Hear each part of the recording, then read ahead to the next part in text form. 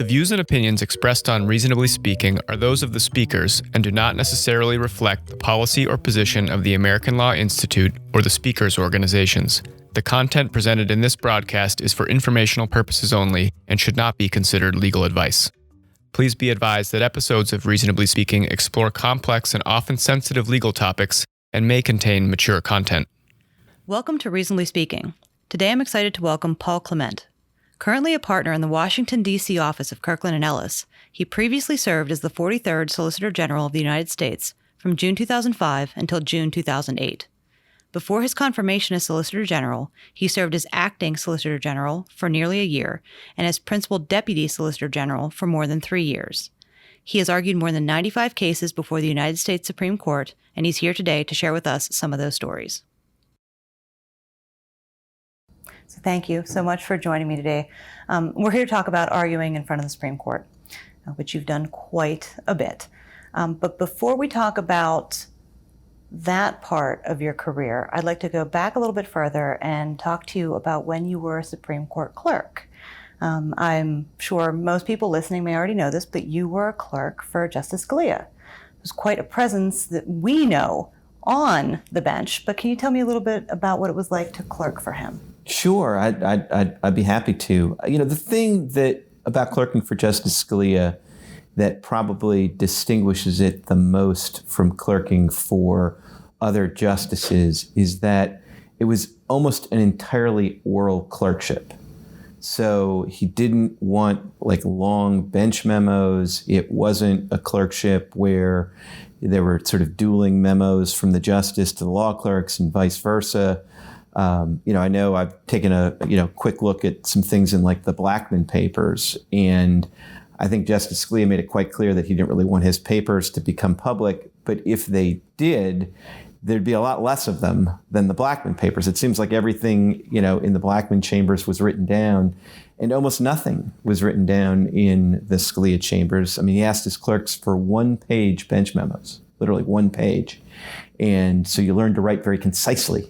But otherwise, it was all done orally. There's a lot of interaction with the justice, and I think probably one of the sort of great delights, at least for most of the law clerks, was what he would call like the clerks' conference, where before a week sitting in the Supreme Court, he would ask the clerks to come in. Each clerk was primarily assigned to one of the cases, but the clerks were kind of expected to know at least something about the other cases that other clerks were primarily responsible, and then you just talk about them. And he'd ask questions to you, and you'd fire back and forth, and you were expected to pitch in even on cases you didn't know that much about, and these would go on for hours, and they were just a great delight to really interact with the justice and see how his mind worked and how he processed these cases, and to get a chance to sort of try to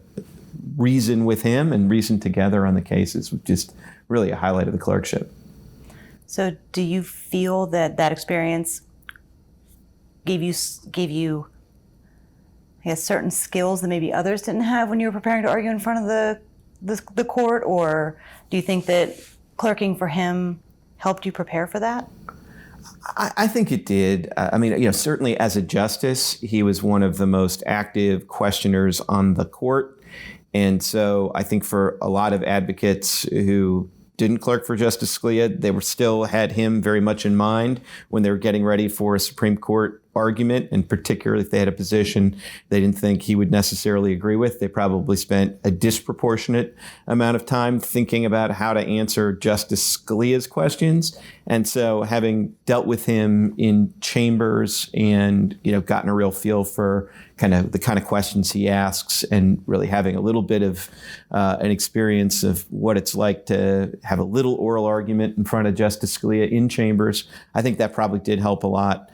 The other thing, even more broadly, though, is in addition to helping you argue cases in the Supreme Court or in the lower courts, it's just, nothing in the law is that intimidating after you've had a discussion about a legal topic with Justice Scalia where you've told them, well, actually, Justice, I think you're wrong about that. And I can't say every one of those conversations went great, but once you've had that kind of conversation, talking to, a deputy general counsel or something just isn't quite as intimidating as I think it is for the average associate at a law firm. So before we jump ahead to the first time you are, in fact, in front of him, your career, which we've already introduced to the audience, Principal Deputy Solicitor General, Solicitor General. Will you tell the audience at large, what is the role of a United States Solicitor General? Sure, I'd be delighted to. The Solicitor General, or the SG, as he or she is kind of called for a shorthand, is one of the great legal jobs in Washington, D.C., but it's also a job that I think appellate lawyers know very well, but other people don't have a real, feel for it. I think that to the extent people know anything about the Solicitor General's office, it's the idea that the Solicitor General represents the executive branch of the federal government in the Supreme Court. So if there's a case where an executive agency or the president himself or herself is being sued, then the Solicitor General would be the one that stands up and defends them, at least if they're being sued in their official capacity, I should clarify. So that's the public part of the role. But it's really just almost like the tip of an iceberg, because the Solicitor General is also responsible for deciding which government cases are going to be appealed from the district court to the Court of Appeals, or from the Court of Appeals to the Supreme Court. The Solicitor General is responsible when the Supreme Court grants a case.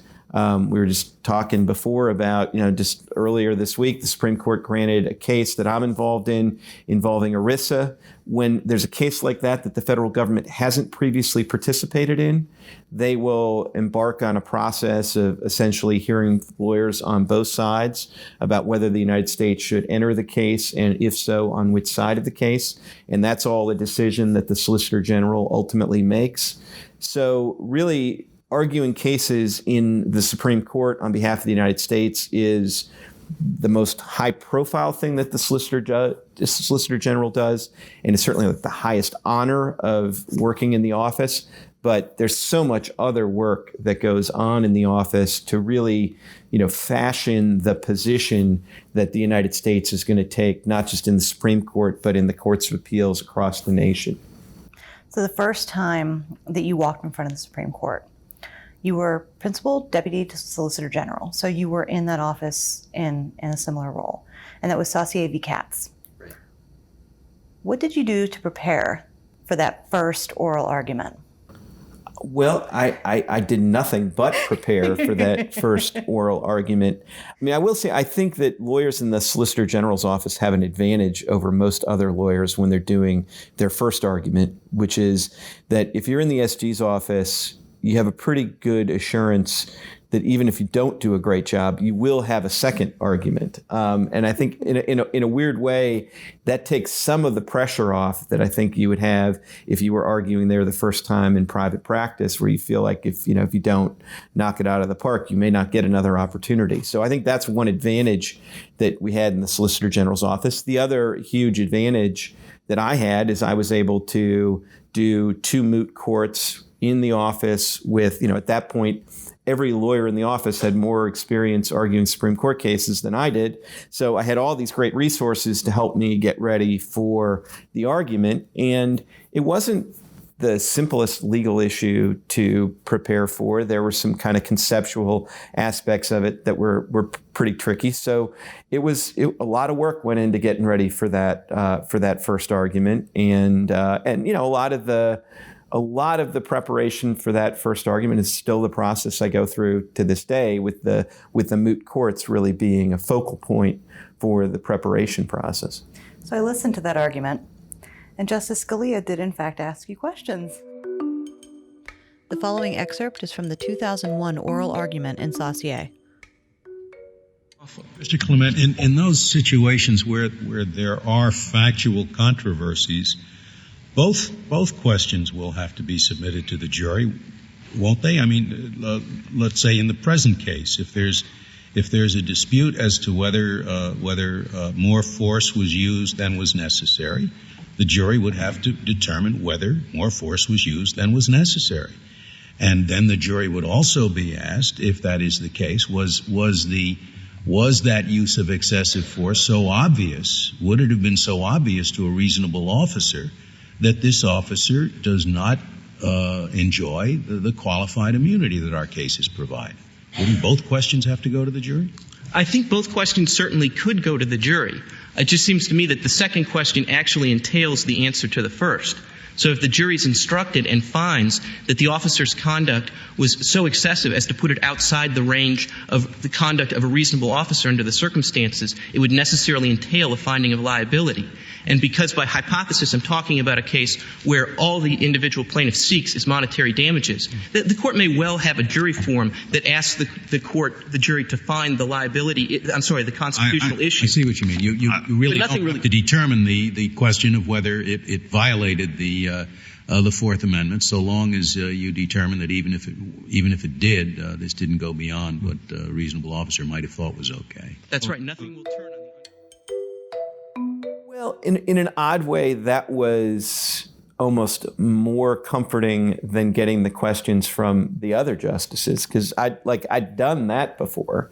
And I had reason to think that in that case that ultimately, he'd probably end up voting on our side of the case. And so I think I was getting questions from the justice that if they were odd, it was just that they were probably easier questions than he used to ask me when I was a law clerk. So in that sense, there was almost some comfort that came from that. And then, the questions from the other justices were, probably more disconcerting in that respect. But it was really, I was fortunate in that, I guess when I was arguing in front of the Supreme Court, it had been about 15 or 16 years since I clerked there. There hadn't been a ton of turnover on the court, because that was a period, you'll remember, where the court had kind of almost like an unprecedented level of kind of continuity. So I think that, other than Justice Breyer, all of the justices were people who I'd seen up there when I was a law clerk. And I think that gave me some comfort that, I'd seen these justices interact. I'd sat through a lot of oral arguments, both as a law clerk and subsequently, but particularly as a law clerk. So I did feel like that probably gave me a little more of a comfort than I might have had if I hadn't clerked on the court, and hadn't clerked on the court recently enough that most of the justices were justices that I knew. That said, it's not like, you can be marginally more comfortable than, another advocate, but there's nothing more harrowing than your first Supreme Court argument. And I know my parents flew out to watch the argument, and somebody in the office asked me, well, isn't it going to be, nerve-wracking? Or is it going to make you nervous to argue in front of your parents? I said, I can't be any more nervous than I already am. This is already sort of cranked up to 11. So it is definitely, the first time is definitely the hardest time. Did you take away any lessons that day? Anything that, after the first argument, you thought, that's a lesson that I'm going to use, I'm going to apply, I'm going to keep that with me as I move forward? I think that if there were, two lessons, I guess the most obvious was, wow, that was fun. It was hard and it was challenging, but that was just kind of an exhilarating experience. And then the second one was that it really becomes a lot less nerve-wracking once the questioning starts. And, one of the things, and maybe that seems kind of counterintuitive, but I think back in the old days, kind of before Justice Scalia got on the court, lawyers would sort of be expected to give, 5-10 minutes of opening remarks, and before the justices would kind of interrupt with questions. And that may seem easier than sort of getting questions after about 3 sentences, as is the more typical practice. But honestly, when it's just your voice, and you're not interacting with one of the justices directly, that I found more nerve-wracking than once the questioning started. You get into the back and forth, you get into the moment, and I think that's something that I took away. That however nervous you are about sort of preparing for your first or your second argument, the great thing that happens is you start getting questions, and then you just sort of fall into the role of the advocate, trying to answer the questions in a way that helps your client. So you talked a lot about preparing with real things, moot courts, having a great team behind you. On your first argument, having a team more experienced than you actually participate with you and help you out. Is there anything else you do to prepare that might fall not so much on the genuine preparation, but maybe more in a superstition category? Same breakfast that morning? Yeah, I'm not, I don't have a particular donut that I eat, the morning before, or a particular sort of, kind of ritual like that. I don't have kind of the Rocky music or something like that. Same sport jersey for every home game. Exactly. And so for me, the last stages is really just about, sort of keeping things normal. I mean, don't eat anything too spicy. Don't eat anything for breakfast that you wouldn't normally have for breakfast. Just try to keep it, very, very normal in terms of, just preparing in the way that you've prepared for your previous arguments. And I think that's one thing that gets kind of easier over time, is that you do sort of have this sense of okay, I drive myself to the court the day of argument, and I find parking. And it might be more rational to contract that out and and not have to worry about finding parking. But that's just that's the way I do it, and that's the way I've been doing it, and that's just all kind of part of just making it seem like it's more of a normal day. Yeah. It probably does start to seem like it's a normal day when you've been there almost 100 times now.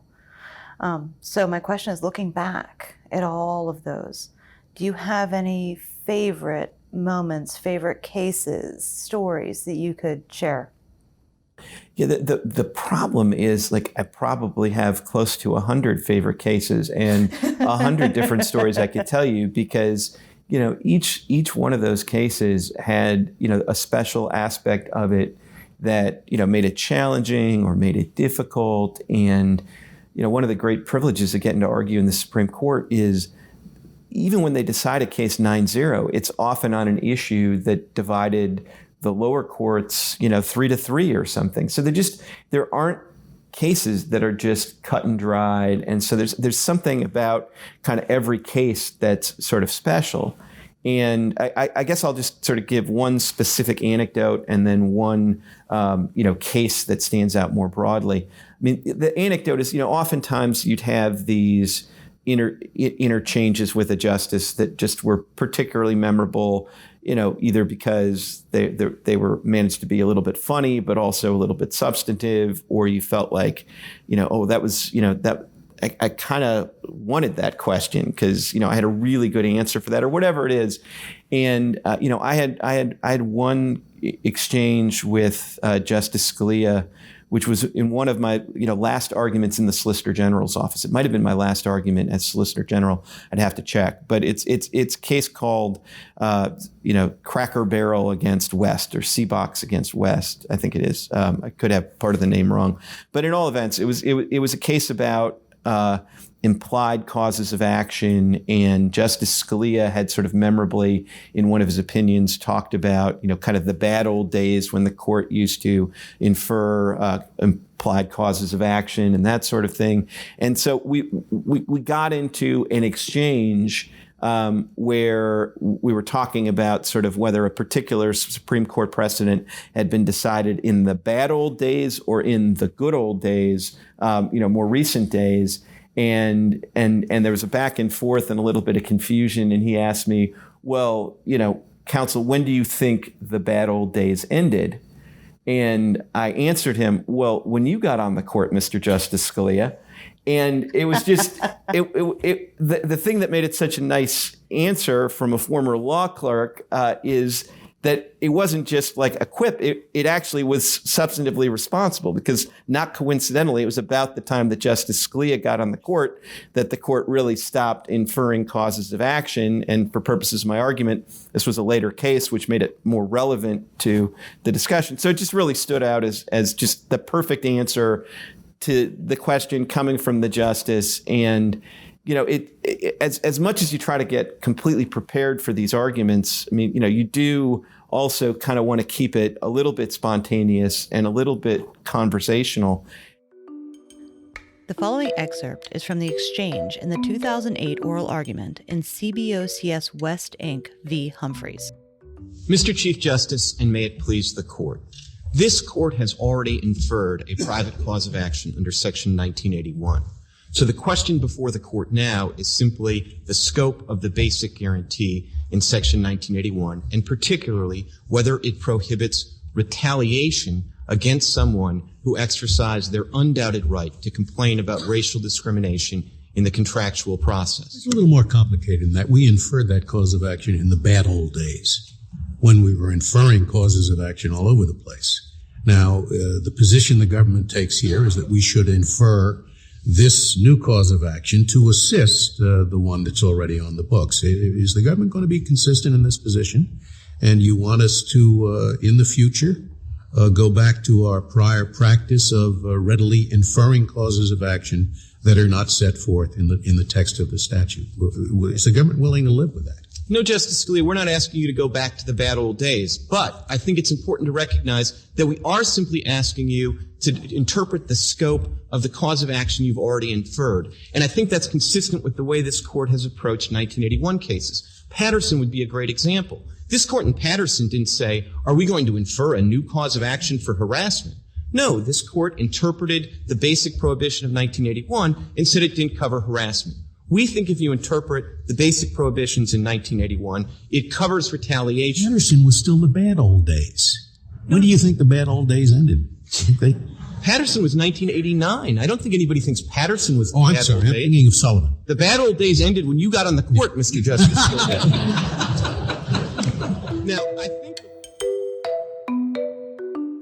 that answer sticks out in my mind because I've never otherwise referred to him in an oral argument as Mr. Justice Scalia. I mean, it's a very kind of formal, almost old-fashioned way of referring to a justice. And plenty of other times I'd referred to him just as Justice Scalia. But just in that moment, that's what kind of rolled off the tongue. And I think the little extra formality of it, made it just a little bit better answer. So the other case I'll just mention, try to be a little more brief, but really sticks out in my mind, is another case from my time in the SG's office, which was the big campaign finance case, McConnell against FEC. And the reason it stands out is because whatever you think about the issue, whatever you think about how the court decided the case, I was really happy with the way that the office presented that case to the court and helped get that the case ready for the court, because this is a case that was, an extraordinary challenge to a new act of Congress. There were something like 11 different suits that were consolidated together. The lower court wrote something like a 1,500-page opinion, and then 11 different parties filed jurisdictional statements in the Supreme Court. So it was this kind of sprawling mess of a case.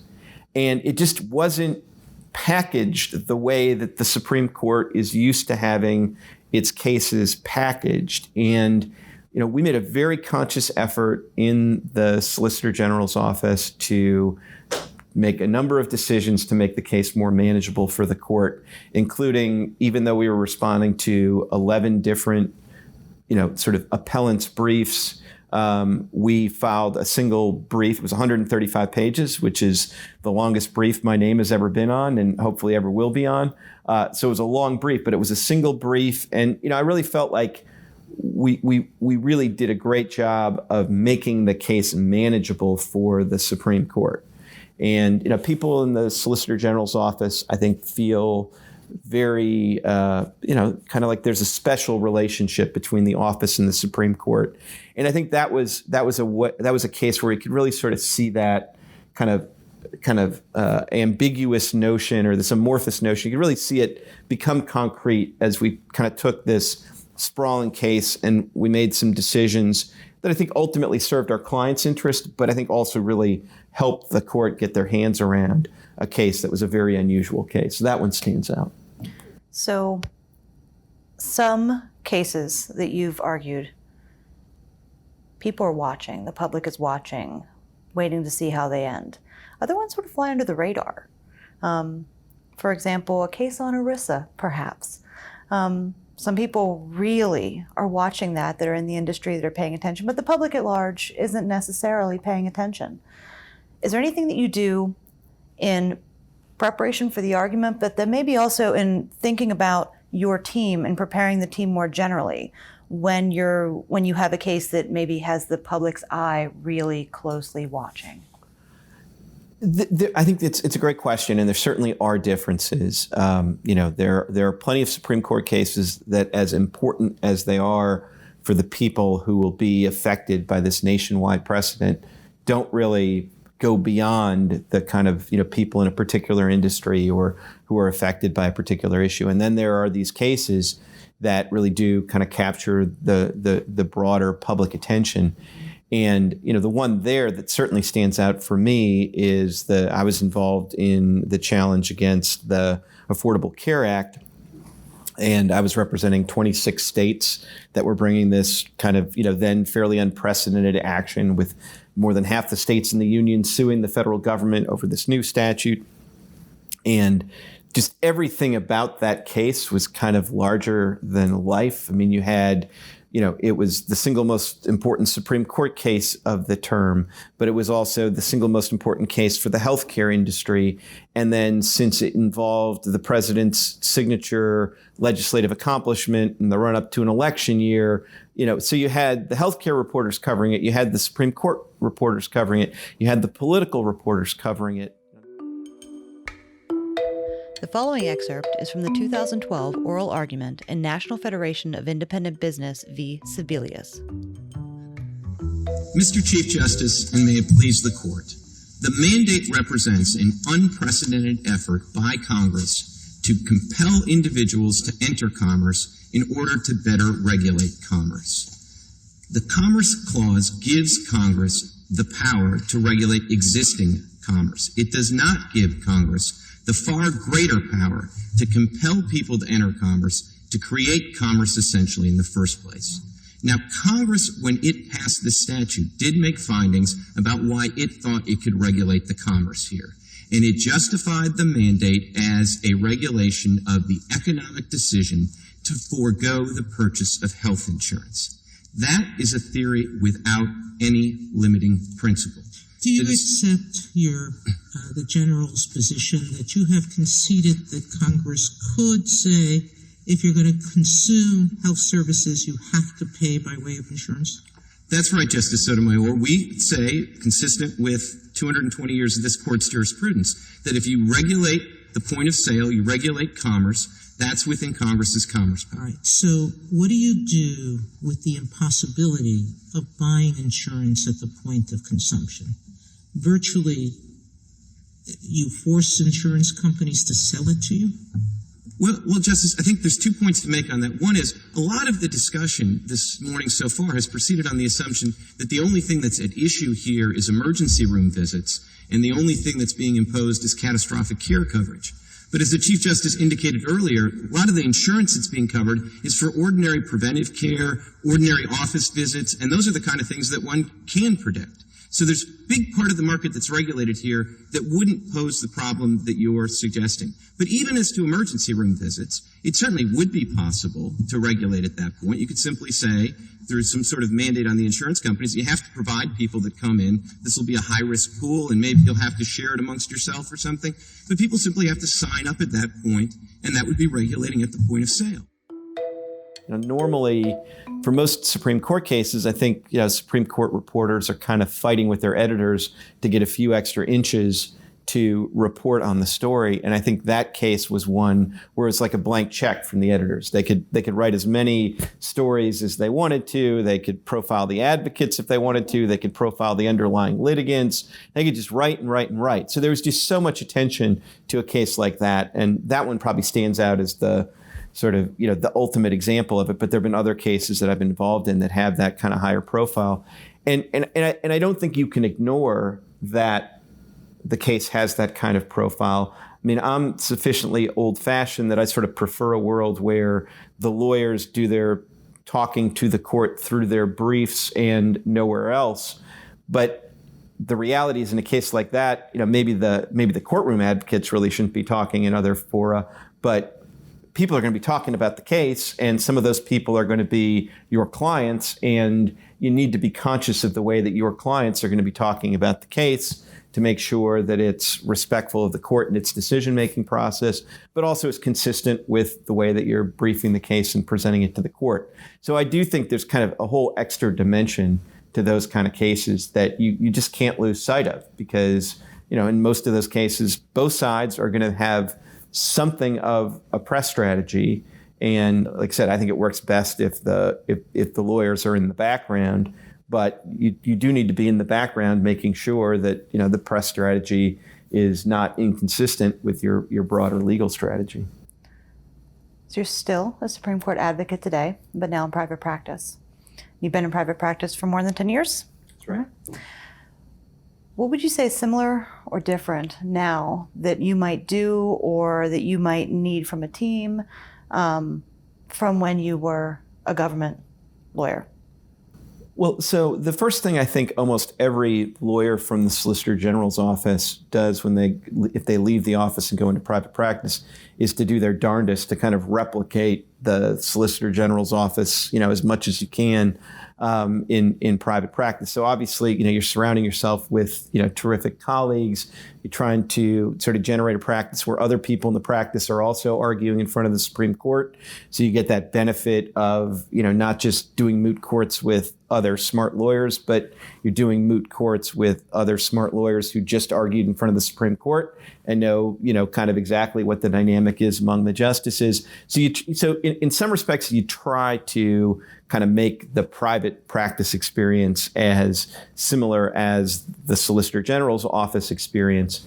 I think there's kind of two differences. And one is, I think, private practice in an odd way it's a little bit easier because I think the court is expecting a little less from the advocate in terms of kind of knowing all of the various things that the client does. I mean, if you're up there and you're representing, a big kind of computer company, but you're representing them in an employment law dispute, the court's not going to necessarily ask you kind of how the computer company sort of, markets its software or something else. They're going to really be like, okay, you're the lawyer for this client on this issue. And that's the way they tend to think about you. And I think the court does expect lawyers from the Solicitor General's office to really have a broader compass of the federal government's broader interests on an issue. And so you might be up there arguing for a particular position as it has to do with patents, and you sort of have to be ready for them to ask you, well, what does the Copyright Office think about this? Or if there's an international treaty that involves intellectual property rights, they're going to ask you what the State Department thinks about the treaty. And it just, so I do think kind of uniquely the court expects the lawyer from the SG's office to be able to speak to the entirety of the interests of the federal government, whereas I don't think if you're up there, representing Intel, they expect you to speak for, the whole corporation or something. So I do think that makes it a little easier. The second thing I would say that that is just different in private practice, and I think it's something that I've really enjoyed, is most of the time when in private practice, you're representing a client who has not been before the court in the client's institutional memory. I mean, even if the client has been there 15 or 20 years before, people have cycled through the general counsel's office. And so this is a huge thing for the client, and it's a new thing for the client. And there's kind of a role that you have in sort of, explaining to them kind of what's going to happen and what's going to happen on the day of the argument. And it's actually kind of a neat and fun thing. And you don't really do that in, there's so many great things about being in the SG's office, but you do have clients that are a little more jaded about being in the Supreme Court of the United States. It's like, of course we are. We're the Defense Department. We get sued 100 times a day, and once a year or so we're in the Supreme Court, and it's neat, but we're kind of used to it. Whereas even the biggest corporation probably hasn't necessarily been there for a decade or more, and you almost feel like a little bit like you're an ambassador for the court, because you're going to explain to your client sort of what's going to happen, how the justices are going to engage in the case. And the great thing is the justices don't let you down. You tell the client that, they'll, for better or for worse, they're going to be incredibly engaged. They're going to be asking questions about the record and the implications of this. And they'll, even if it's not a case that's in the sort of A1 of the papers, it's still something where they're going to, they only take, roughly 70 cases a year on the merits. They're going to be dialed in on your case, and, hopefully for better, but one way or another, you're not going to feel like you as a client didn't get due process in the Supreme Court of the United States. And so that's an aspect of private practice that I've really come to enjoy. So I have a final question for you, and you could probably talk forever about this. So my question is, somewhere out there's a lawyer preparing for their first Supreme Court argument. What advice would you give that person? So the first thing I would say is relax. This is actually going to be, it's not going to be terrifying. And part of that is what I mentioned before, because you're going to get, after the first minute, it's actually not going to be that terrifying. You're going to get into the same kind of back and forth that you're used to kind of in other fora. And, that in a sense will be easier. But then I would say, the art of arguing in front of the Supreme Court today is the art of answering questions. I mean, nobody wins or loses their cases based on, the first 3 or 4 sentences out of their mouth. I mean, you should give them a lot of thought what those 3 or 4 sentences are. And, you should think about what question those 3 or 4 sentences, particularly the 4th sentence, are prompt, because that may be kind of the path that your argument starts on. But the case will be, won or lost largely on the briefing, and to the extent that it, the oral argument plays an important role in that, it'll be won and lost based on the answers that you give to the questions. So, just keep that in mind in your preparation. That's why moot courts are so absolutely vital. It's easy to convince yourself that you have good answers to questions, but there's no substitute for testing those answers out with people who feel quite free to then ask you the follow-up question and the follow-up question, and just, keep that in mind, that like what you're really getting ready to do is answer a lot of questions. I mean, one of the things I do, for example, in my moot courts is I have somebody, try to write down all the questions I'm asked, and then I go back to those questions and try to refine my answers to those questions. And I feel like that's what I really get out of the moot courts, because, hopefully my answers could get better. But, the questions are critical. And then you want to, don't surround yourself in your moot courts with people who, all work for you. Try to get some people who sort of, don't have any inhibitions about asking you really hard questions and asking sort of inconvenient follow-up questions, because, the justices won't have any compunction. So you want to sort of, have the moot try to resemble the real thing as much as possible. Thank you so much. No, my pleasure. The American Law Institute would like to thank Oyez for excerpted portions of Supreme Court oral arguments. This material is released under the Creative Commons license. Oyez is a free law project from Cornell's Legal Information Institute, Justia, and Chicago-Kent College of Law.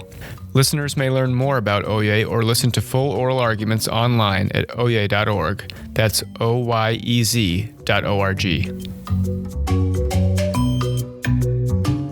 Thank you for tuning in to Reasonably Speaking. Visit ali.org to learn more about this important topic and our speakers. Don't forget to subscribe so you never miss an episode.